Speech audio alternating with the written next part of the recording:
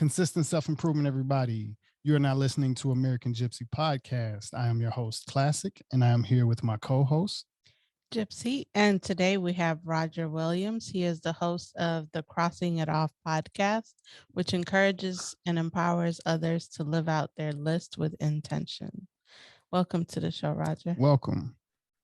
Hey, thank you so much for allowing me to be here. I'm excited and I'm ready to do this.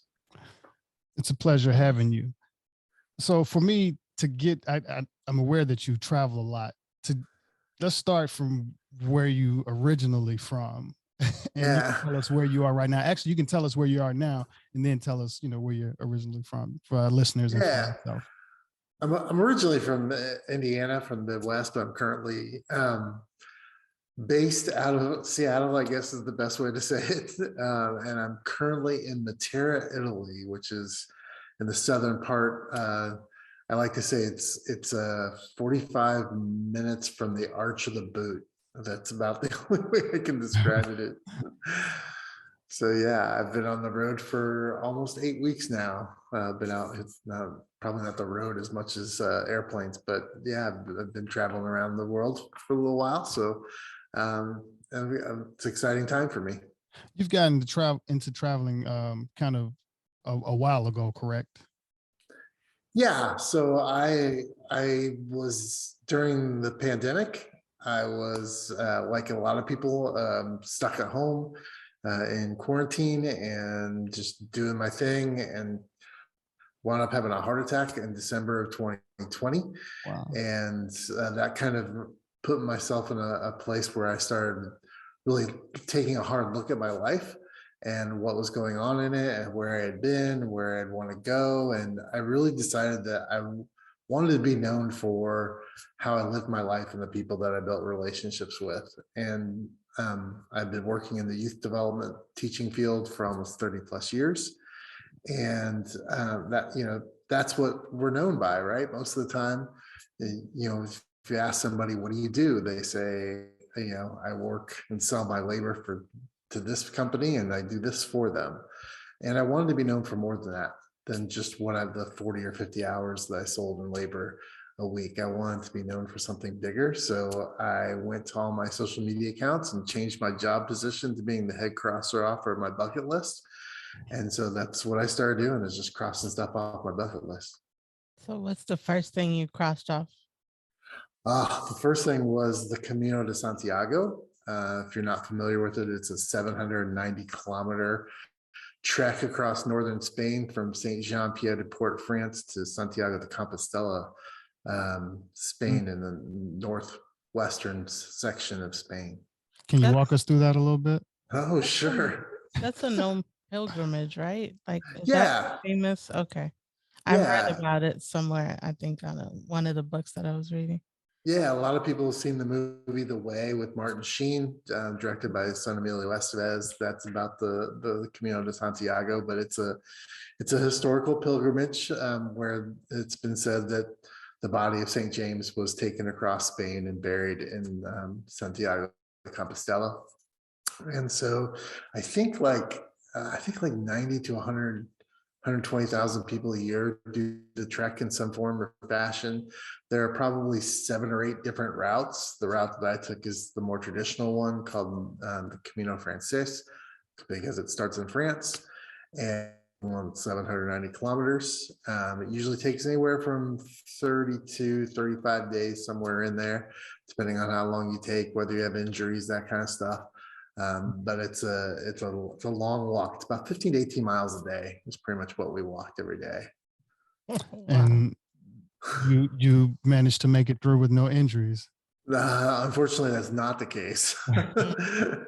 I tweaked my knee the 3rd day in, and was able to go to a pharmacy and get a knee brace, which kind of helped with that. And towards the second half of the journey, I got some pretty bad tendonitis in my left leg. And so that kind of slowed me down. But I would take, I'm going to get in trouble for this, but I took some cabs from town to town. I'm not going to get in trouble, but basically you have this little like passport book that you take along your journey. And every time you stop someplace to eat or stay in a hostel or wherever you stay at night, they stamp your credentials. And at the end of the trip, there's an office at St. John, in Santiago, where you can take your certificate, and then they go through and count how many stamps you have and see where all the stamps are from, and then they give you a certificate of completion. So to get that, you have to have at least walked 100 kilometers and or bike 200 kilometers, I think is what it is, because you can ride a bike, you can also ride a horse and all that kind of stuff. So so I did wound up walking the last 117 kilometers straight. So I felt okay about getting my certificate of completion. So I didn't walk the whole thing, but it was pretty close. I'm sure of course, the bike ride is a little different. How much shorter is the bike ride? Would you know? Would they have? I think you can do it in about 14 to 16 days if you're on a bike. Okay. It's typically, I think, what they do. I saw bikers all the time, but I didn't really stop and talk to them because they would wind up being in different cities. They would do probably, they would do 30 to 40 miles a day. Where we were walking, we were doing 15 to 18. So we would wind up in different cities every night from the bikers. Are you staying in tents, or there's like hotels along the way? Yeah, so a lot of times when people think of through hikes, they think of the Appalachian Trail or Pacific Coast Trail. Those things where you've got these huge backpacks with your tent and your food and all your water for several days. The Camino is not like that at all. It's much more. You have a lighter pack, and you stay in what they call albergues, which are just basically youth hostels.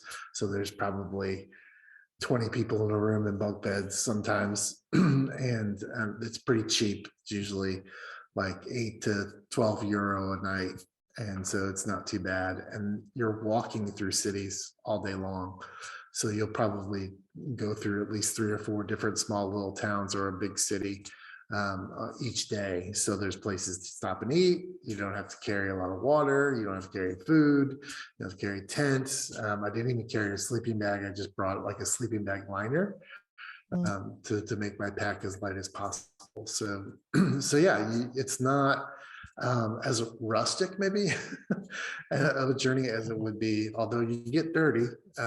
It's not as camping-esque as it is on those through hikes in the United States. Although there are some people that do bring tents and sleep in tents, and some places in Spain it's kind of frowned on because they want you to, of course, use the hotels and spend your money. So she's had that Machu Picchu experience. or Inca Trail.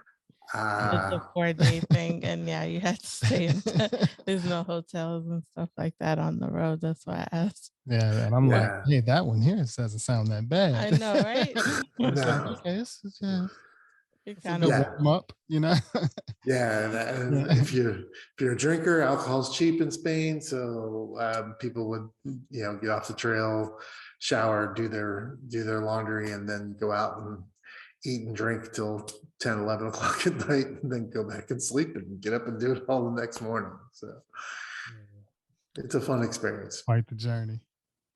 So did you like it? Do you have any regrets or anything like that? Oh no, yeah, people do the Camino for lots of different reasons. And some people do it for religious reasons. Some people do it for spiritual reasons. Some people do it for exercise. I really did it for community. I wanted to meet other people from around the world and expand my bubble a little bit and get to know folks. So I loved my experience because I got to do that portion of it all the time, whether I was hurting or took a cab or whatever. And so I met dozens and dozens of people along the way that I still maintain relationships with now. That's part of what I'm doing, traveling right now. I'm being able to go back to Europe and see friends of mine from the Camino, and it's a great thing.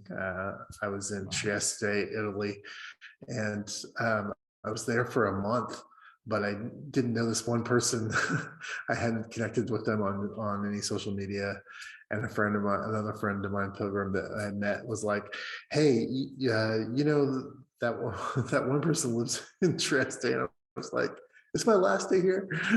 So I got to have breakfast with her, and we had coffee, and that was great. But yeah, so I that was my main intent in going. And so the day in and day out grind, you're not necessarily walking with the same people every day, but you're kind of all on the same schedule, so Yeah. to speak, where you're walking what they call stages every day. And so you're kind of on the same stages as the same people. And so you get to know people, and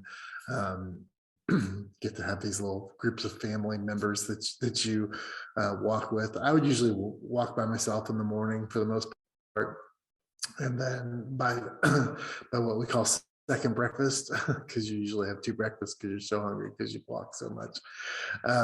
By second breakfast or lunch, I would run into somebody I knew, and then we would walk the rest of the way into the next town. Um, but yeah, it was a great experience. I loved it. It's definitely not for everybody, but it can be very magical and transforming if you allow it to be. Mm. Nice. So I know you mentioned something about a gap year. Was the Mhm. pilgrimage before or after It that? was actually after that. Yeah, I'm on what I'm calling an adult gap year, where I'm only doing things that I enjoy. Gap year is not as familiar to Americans as it is to Yeah. Europeans, but a gap year is basically when young people usually either take a year off from in between high school and going to college, or go from after they've completed college and going into the workforce. They take a year to kind of find themselves or get some other experiences. It's not, a lot of Americans like, well, if you don't go right out of high school, you're not going to go. And the Right. funny thing is that Harvard has been sending the same letter to every incoming freshman since 1975 that says, we will defer your enrollment for a year if you want to take a gap year. Well, And so it's something that's out there, that's available, but there's just not a lot of knowledge behind it. But so for younger people, it's usually a way to kind of like find themselves. I'm 52, so I don't need to find myself. I just think there's a lot of things that because I got married young and had a family young, that I didn't get to do for myself. And so that's really why I'm taking this little gap years, to kind of slow down working for other people and try to regain my labor for myself, and work for myself, but at the same time do some of those things that I had always wanted to do but never had a chance to. So that's kind of what I'm out here doing. And that really happened because I came home from the Camino, and I made an Instagram reel of just like a slideshow of selfies that I'd taken with all the people that I met on the journey. And I showed it to somebody I had worked with for almost 4.5 years. And she got done watching it. She was like, I've never seen you that happy. Hmm. And I was just like, you've worked for me 4.5 years. We're pretty close. You've never seen me that happy. And that's really where I kind of had to step back and say, Mm. I need to be happy. I don't want anybody to meet me and not meet the person that she saw in that video. And so I quit my job, and said, yeah, I'm going to take a year off and do things that I like to enjoy doing. It's nice. Did you travel a lot during that gap year? I'm Or still on it. it's I'm on still it on it. right now? Yeah. Yeah, I'm still in the midst of it. Thank goodness. And I think at this point I've been to 5 or 6 countries in the last 2 months. I started in Costa Rica, where I went down to Tamarindo, Costa Rica, and crashed a friend's wedding, which was on my bucket list, to crash a wedding. And so a couple that I actually had met on the Camino that was getting married and was having a small little wedding in Costa Rica. And so I'm like, I'm gonna go crash that wedding, which was a ton of fun. That was So really that's 2 great. things off the bucket list. Yeah. And then I spent another 2 weeks in Pamplona, Spain. It was one of my favorite cities, walking the Camino as I walked the Camino. So I wanted to go back there visited some friends, and started writing a book. And then moved to Trieste, Italy, which is where James Joyce wrote a lot of his material.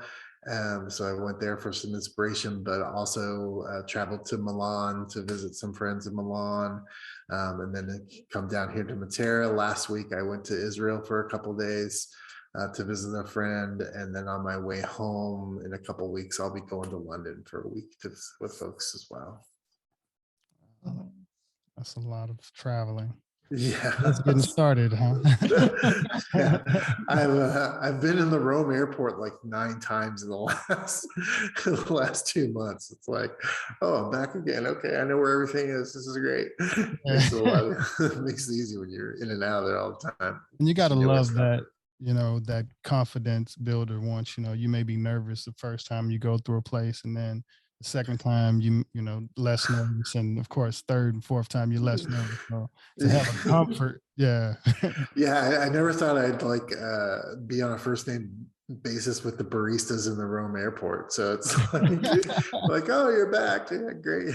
So it's a fun experience, getting to just go around. And I've had people ask me like, what have you learned? And like, I think the biggest thing I've learned is the Nutella is really good. Oh yeah, that's so popular in Europe, all over Europe. Yeah, I was like, I didn't know Nutella was so good. It is. It's really good. So no, I mean, I think one of the biggest things I've learned is because I'm put myself in this position, this mindset that I'm going to go out and experience things.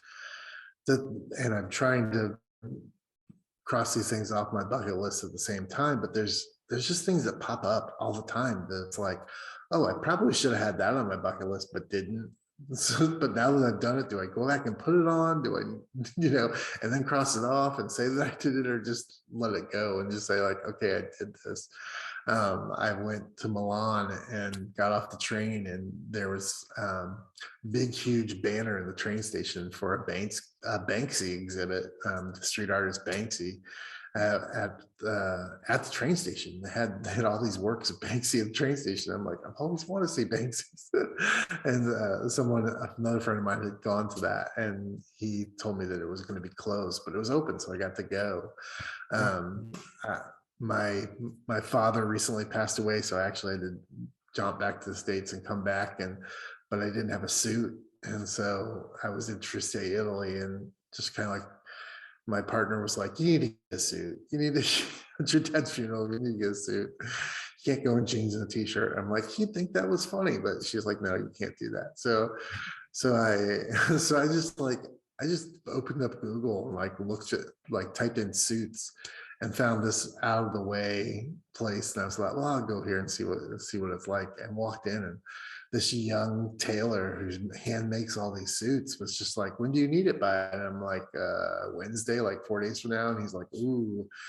And he just pulled the suit off the rack, and it was beautiful, and he put it on me, and it was just like he had to do very minimal alterations, and it's like, I have a French tailor or an Italian tailored suit, that I never thought I would have had at any point in my life. And it's just like, once you open yourself up, there's so many things that can happen, even here in Matera. I was walking around the first couple of days, just walking through the city, looking around, discovered there's 6 Salvador Dali statues here in the city. For whatever reason, I have no idea why. He's a Spanish artist. There's like these 6 Salvador Dali statues just sitting around town, and it's just like, okay, that's pretty cool. Not something I had on my list, but it's something that's pretty cool and interesting, and I'm glad I got to see it. So just putting myself in a position where I'm not in a common day-to-day thing has opened me up to being more acceptable to experiencing new stuff. Yeah, and it's very important to experience new stuff as well. And condolences to you and the family. Oh, thanks. Yeah, I'm super lucky. My dad and I had 20 years of really good relationship after we buried all of our stuff. So we knew it was coming, and he told me back in December, he said, I said, Dad, I'll stay. And he said, no, if you don't go, I'm going to get out of bed and kick your butt. So I was like, well, I was still a little bit afraid of him. So I came. So it was good. I appreciate it. That's amazing. Thank you for sharing that with us as Mhm. well. Yeah. So I guess what's that? That was 2 things off of the bucket list. Is there Oh, any others, or you don't have to share all of them with us? yeah. Kind of.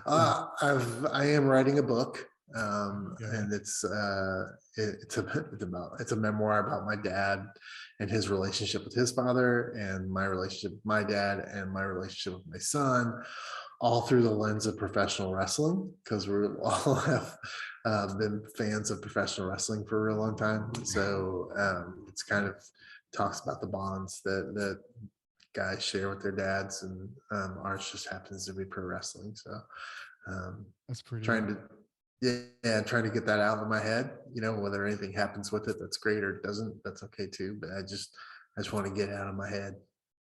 Yeah. And that's one of the things even that's kind of been on me a little bit on just trying to get certain things out of my head. I went through an old external hard drive that had just from old music that I made and a bunch of videos and stuff. And it was like, man, I have to kind of start the documentary or prepare for something like that with as much stuff that I have. But it's there. That thought is always in your head. So it's like, yeah, to get it out is gonna feel good. But when? And so it's like, okay, the time is tickling now. So Yeah, and I think that's the biggest thing for me.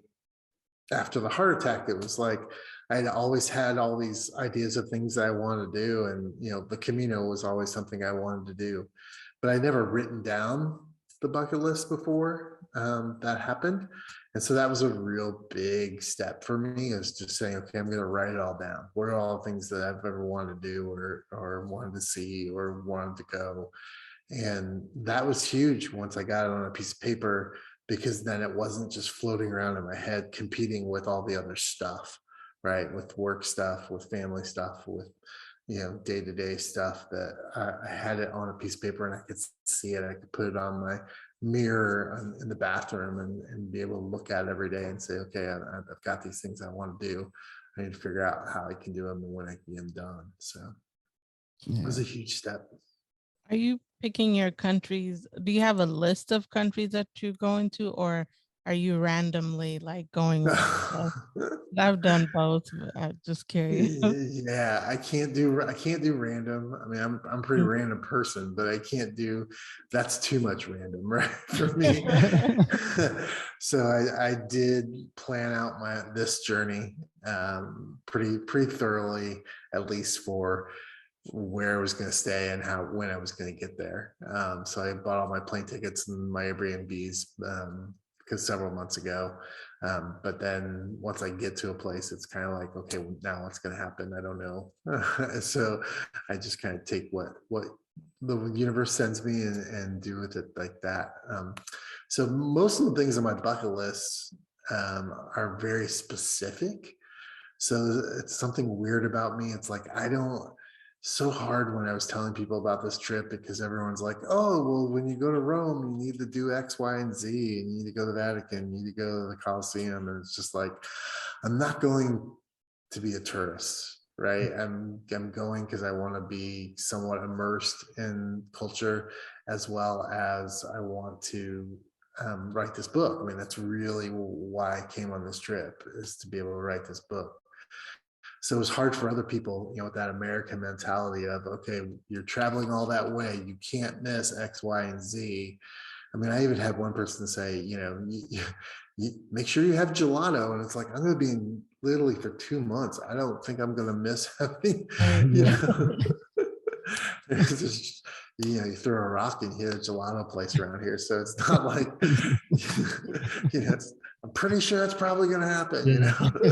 I don't need to plan out getting gelato. So yeah, but for me, it's just like I have a real intention behind where I travel. So like some of the things on my bucket list, like I want to go to Mexico City, but I want to go to Mexico City because I want to see a lucha libre wrestling match at the Arena Mexicali, which is like the mecca for professional wrestling and lucha libre in Mexico. And it's like I want to just go with that. So if I just flew into Mexico City one day, went and saw the show, and then stayed in a hotel and flew back out the next day, I would be totally fine.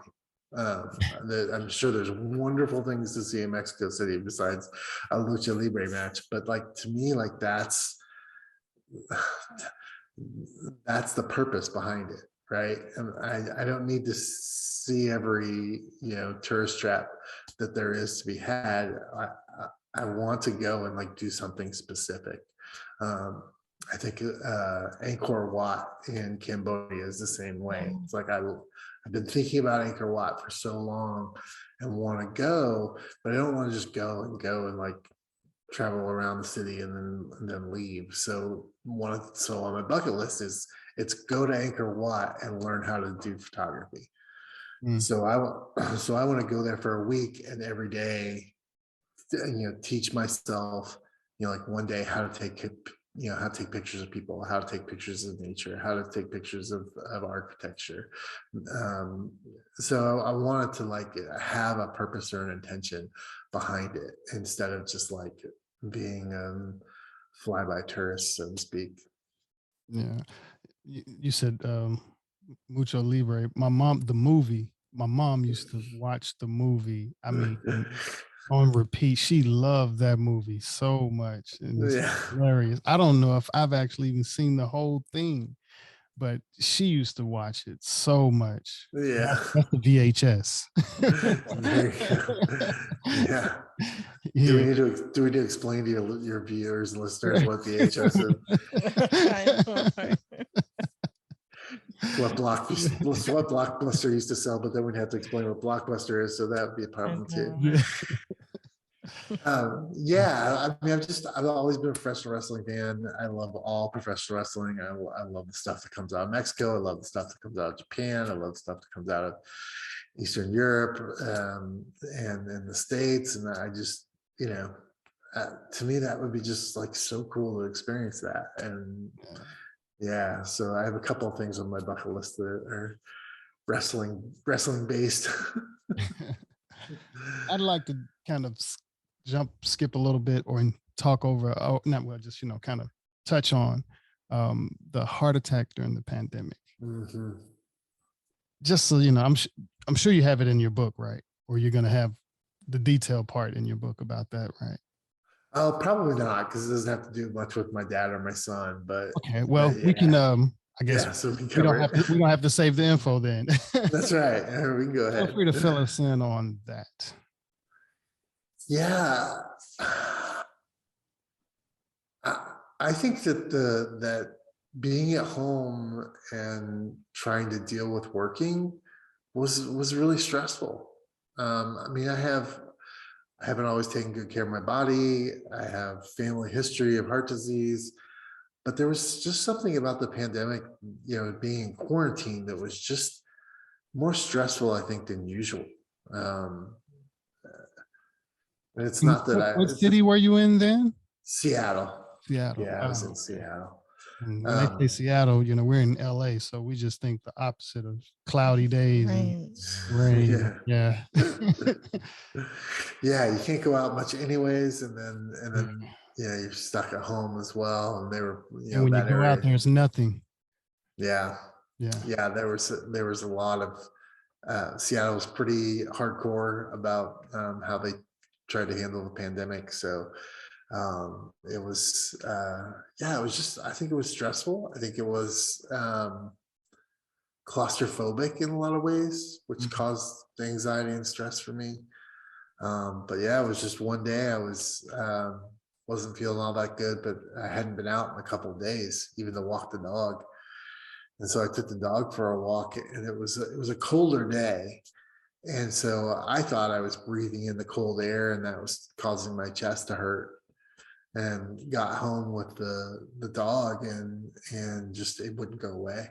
Just wouldn't go away. I took a hot shower, that didn't help. My partner, tried to rub my back, that didn't help. And so like after like 3 or 4 hours, I'm just like, okay, well, we're calling calling the medics. And so I think a lot of times people think of heart attacks like, in the TV or movies, and people are clutching their chests and falling over. And There's lots of different ways for you to have heart failure, Okay. and so mine was, I wouldn't call it mild, but they had to put a stent in, and so yeah, I mean, I didn't really have that moment where I blacked out and then came back and they revived me.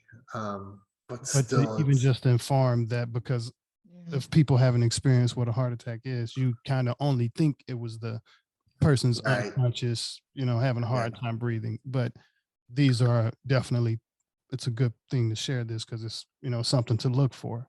sure. It's just a Oh yeah, chest pain that's so long.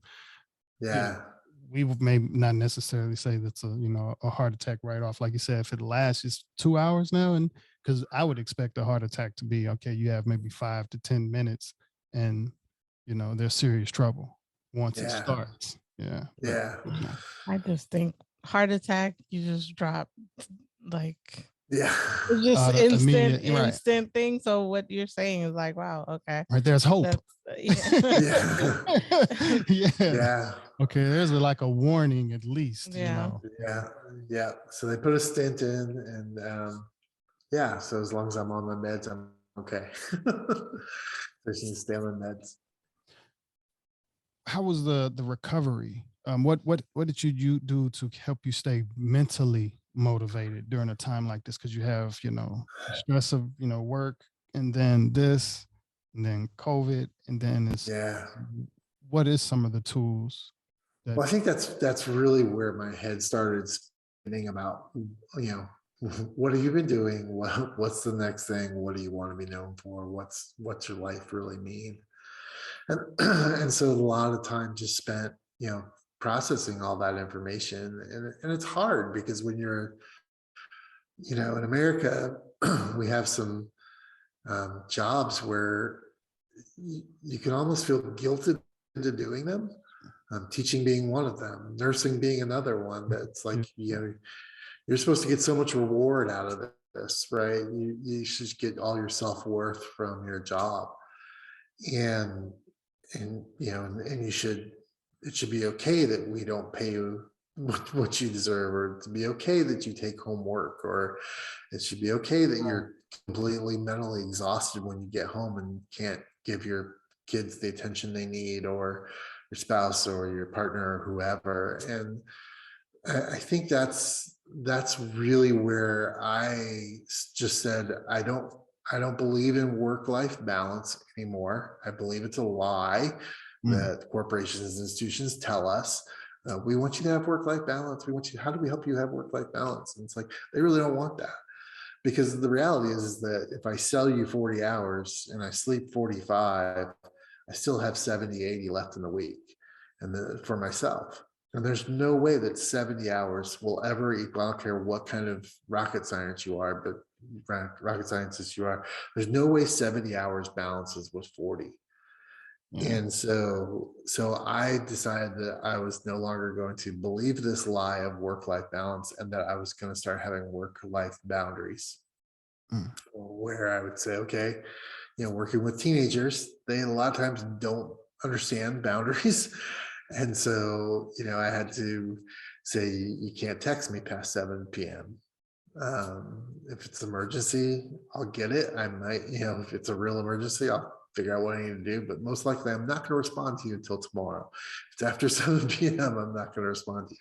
And there were exceptions, but the reality is that so often I would get these messages in the middle, at 10 o'clock at night, 9 o'clock at night, 11 o'clock at night, from students wanting just to say hi, or that they had problems, or that they needed information about something. And it's just like, I can't do this. I have to have my own time, and because I'm not getting paid for this.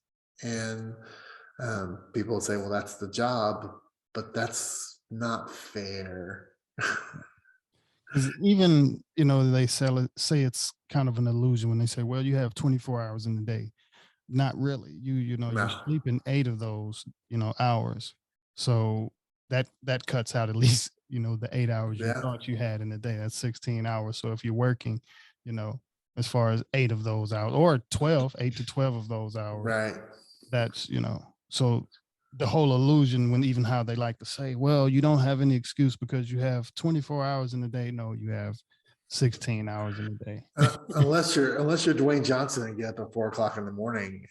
And you need, and, you know, people, that sleep Yes, part, people, they don't get either. agreed. Agreed. Even for myself, you know, I can have the 8 hours, but it doesn't necessarily mean that my brain is going to turn off and let me sleep. So, Right. you know, you can toss and turn a lot and don't get a good quality of sleep. And yeah, it'll affect your life in the long run. Yeah, but there again, I mean, the tossing and turning could be because of family and that kind of stuff. But what is it mostly? It's probably your job, right? It's probably things that you need to get done, or work related things. And so for me, the biggest, you asked what kind of tool I use, and I decided to set boundaries and say, I'm putting my phone away during this time, or I'm getting a service. We had a service for the students to text us that basically said I was out of office. When they would text me after 7 p.m. or before 7 a.m., it would say he's out of office. And there's some people that I worked with, they're like, I won't do that. Kids need me, they need me. And it's like, I get it, but they also need to learn that there's boundaries in life, and that everyone's not. Once you break, then, you're no good to the kids. Right. Right. And that's part of it, right? It's that whole mindset of, I'm in the airplane, it's going down. I got to put my mask on first before I can help somebody else put theirs on, because if I don't put mine on, then I'm not going to get the oxygen I need to be able to help them. And so I think that that's a big part of, my push right now for people to start being intentional about crossing things off their bucket list, because it should bring you joy. And if you have joy in your life, then you will exude that to other people and the other aspects of your life. And it's so weird, because we're taught to be selfish, but we're not supposed to be selfish. Like, and so a lot of people are like, wow, that's really selfish of you to like leave your partner for 3 months and go to Europe. And it's like, I'm going to be such a better partner when I get home to her through this experience, that I know that she's excited for that. She's excited. She wants me to come home, and we miss each other. But at the same time, when I get back, I'm going to be a better partner, because I've had this experience, and I have joy from it. And I'm going to be able to bring that back and put that to good use in our relationship, and not just with her, but all my other relationships. And so I think that we need to take some time for ourselves. We hear about self-care and self-care, and one of the ways to do that is to do things that you've always wanted to do, and to take care of yourself and put yourself first with that, whether it's learning a new skill, or it's going someplace, or it's repairing a relationship that's been damaged over the years, or that you haven't talked to for somebody for a long time. I mean, the bucket list can be whatever you want.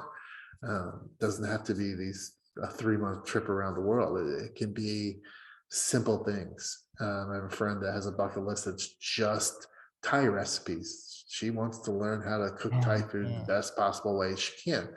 And so she takes she takes one recipe a month. Yeah. She takes one recipe a month, and she masters that recipe over a month, right? Because it's going to take more than one time to cook it to say that you really know how to cook something. So she takes one recipe a month, and she tries to master that recipe, whatever it takes, whether it's how you chop the vegetables, or the amount of time you cook something, or the sauces, or whatever it is. She's taking a month to master each one of those recipes, just for herself, right? To feel good about herself, or to be able to say, hey, if I want that food, I can cook it myself. I have another friend that his bucket list is to visit all 50 states and play around the golf in each one. I hate golf. I do not want to play golf at ever a time in my life. Do I ever want to play golf? Putt's fine, but like regular golf, I'm just not into. But he is, and he loves it, and that's his whole bucket list, right? It's just going to all 50 states and playing around the golf. So I tend to try not to judge what's on people's list, because I don't want them to judge what's on mine. I recently got knuckle tattoos, so like that was like a big thing for me, but I'm sure that's not going to be on everybody's list. That's cool. But yeah, it doesn't have to be these grand, crazy things, right? Because some people, that might not be accessible to them. to travel to Europe and do those things. I had to raid my retirement fund to do this full year gap year for myself.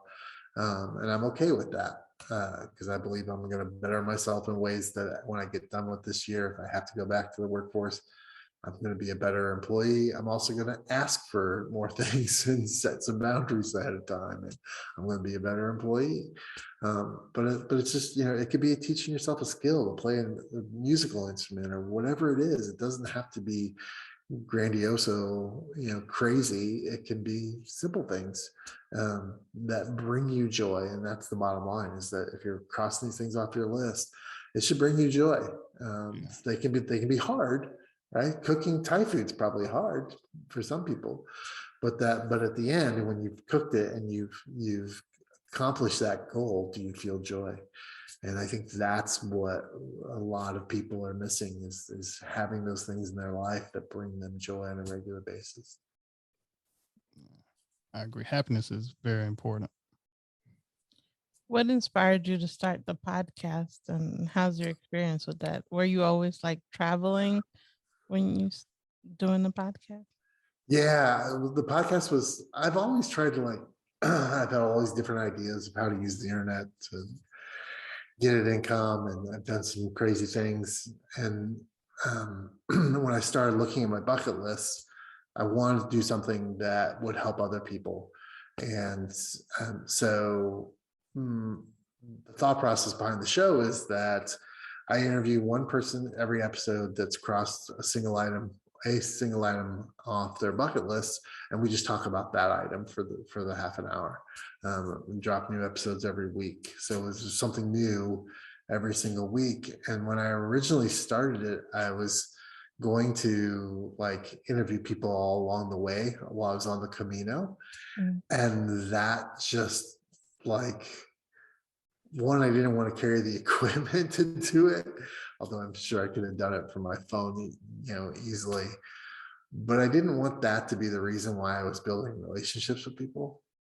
Yeah. So that I did a couple of episodes before I went on the trip, and then it sat for a little while until I started my gap year, and then that's when I really got into it and started pursuing it pretty regularly. So I think we're on episode 26 or something right now, and it's every week for the last couple of months. Been putting out episodes. So yeah, it's been an interesting journey. When I first started, I'm like, I'm going to have this list of questions I'm going to ask everybody. I'm going to make it really simple for myself, and I'm not going to get off script, and I'm just going to go. And that's gone away to some extent. And you're laughing, classic why. Oh yeah, we've definitely made gone through that. just rode the You're wave. gonna have a plan. Yeah. Let's see what happened. Yeah. Yeah. So yeah. So that's, it hasn't changed a whole lot. I still start off the same way, still kind of end the same way, but really just it's really morphed into this thing that brings me a lot of joy to do. I really love having these conversations with other people about the things that they've crossed off their list. It excites me. It gets me fired up. And the whole goal is that, if somebody's looking on how to get somebody's autograph, I have a guest that, his bucket list item was to get Arnold Schwarzenegger's autograph. If you want to walk the Camino, I interviewed a friend of mine that walked the Camino. So I want it to be a resource for people to be able to actually go out and find information to do these things that they have on their own bucket list. But it's just so inspirational just listening to people's stories and hearing why they put things on their list and what they went through to get those things off their list. That it's so much fun to just talk to people and hear their stories and get to share those with the audience that I have. It's just, it's a real honor. And then I know that's common speak when you talk about doing your podcast or whatever, but I just really love it. It's just become this thing that, I used to say if one person listens and gets inspired to do something, then I'm set, I'm golden. But now I'm more like, let's go, We need 100,000 people to hear this. We need 200,000. We need a couple million people to hear this, because it's just so empowering to hear people's joy about things that they've done. And I did an interview today with somebody that, he wanted to be a contestant on Who Wants to Be a Millionaire. So we just talked about how that worked for him and how that went, and what happened when he got on the show. And it was something he wanted to do, that he was excited about. And I just love being able to tell people stories. That's one of the reasons why I like having a podcast as well. It's just the conversation with a lot of different people, learning about a bunch of different places, about a bunch of different things. And it's a lot different. I did music for most of my life as well. So it's something outside of music as well. Yeah. Even when you first reached out and you told me about the whole idea, I was like, oh, you know what? I need to get back to I used to make a lot of lists when I was in high school of country. I love traveling. It's one of my favorite things in the world. So in high school, when I was at work, I used to just make a lot of lists of countries where I want to go. And I would just keep updating it and revising it. And, I haven't made that. I love doing it so much that I would like make a new list at, a year down the line if I forget that one. But it's been a long time since I made that list, or, had several, bucket list items that I wanted to cross off. So. Yeah, it makes it so much easier when you have that physical list, like you said. And but I also think that like having it in pen or pencil, you can cross things off of it, even if you don't do them. You like get to the point, like you said, where like you've changed or you've gone on a little bit in life. It's like, I don't really want to do that anymore. And you can cross that off. So many times I think in our culture, like if it gets put on paper, whether it's email or an actual physical piece of paper, people think like it's set, like you can't change it.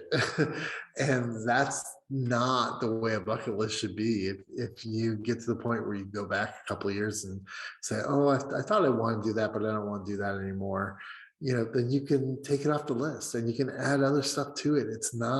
It should flow. It should be a living document, not this static thing. That's like, because I think that could add pressure to people too. Like if I don't get these things done, what's that going to look like if I don't, if I don't complete this?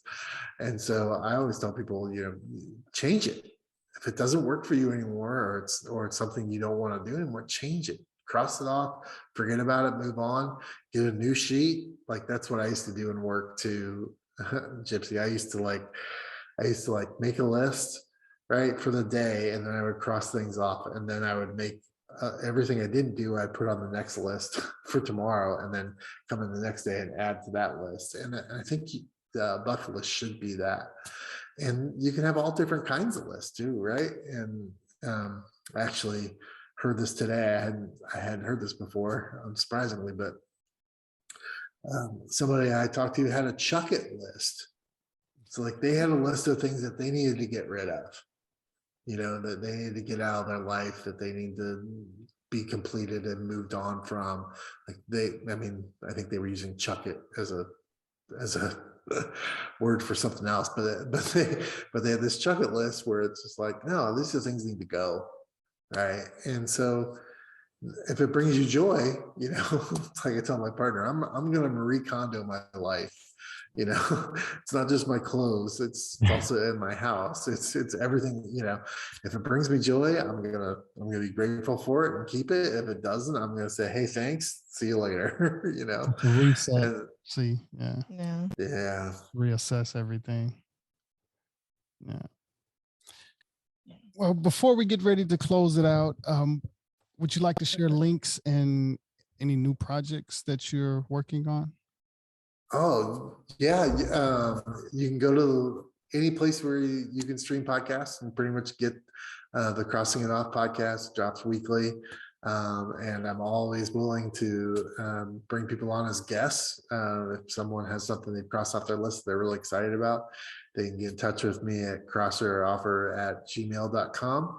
And then if you want to follow my adventures, you can do that at Instagram at crosser.offer or Facebook at facebook.com/crosseroffer. We're going to have to make us a list. and then cross it off and come through immediately. We know we've There you marked go. some things off that we probably, if we would have made a list a while ago, but we're definitely going to make a new list and come by and support you on your podcast as well. Awesome, thanks. Yeah, I think you can either find one episode or you can listen to them all just for the inspiration. So I think it's a great place to lay your hat. And if you're ever in LA area, feel free to come down. We have a studio for a live podcast. So Nice. Yeah, I would love to do that. And if you all cross something off your list that you want to come on my show, please do. I'd love to have you. Yeah, I that's will where too. we're gonna aim for something. I guess Okay. we have something coming up in September anniversary, but I guess maybe we'll get a trip in before then that we can say that's definitely a bucket list. Nice. We're beach hoppers. We love the beach. Oh, nice. So yeah, that's a never ending list of places that we want to go around the world, at least on Earth. I suggest Koh Phi Phi Lay in Thailand. Okay. Have you ever seen the movie The Beach with Leonardo Yeah. DiCaprio? I have. Yeah, that's that on my radar. And Yeah. is the other place that I really want to go to. Pineapple Yeah. fried rice is my favorite Thai dish. Oh, so Yeah. good. Yeah, I've actually learned how to make a few Thai dishes. I love it so much. Oh, it is good. Yeah. Well, we like to say thank you to our listeners. Thank you to our viewers. Thank you to our guests. Thank you to I think I wasn't finished. Donators, supporters, subscribers, and followers. Yeah. And for the podcast, you can find us at americangypsy.com. And there you'll find all the episode audio videos, guest information, links to our merch at luamlee.com. And We also have music under Classic Carpenter, KLACCIKCARPENTA on Spotify, iTunes, Tidal, and YouTube, all major platforms as well. Thank you to everyone. Consistent self-improvement and peace.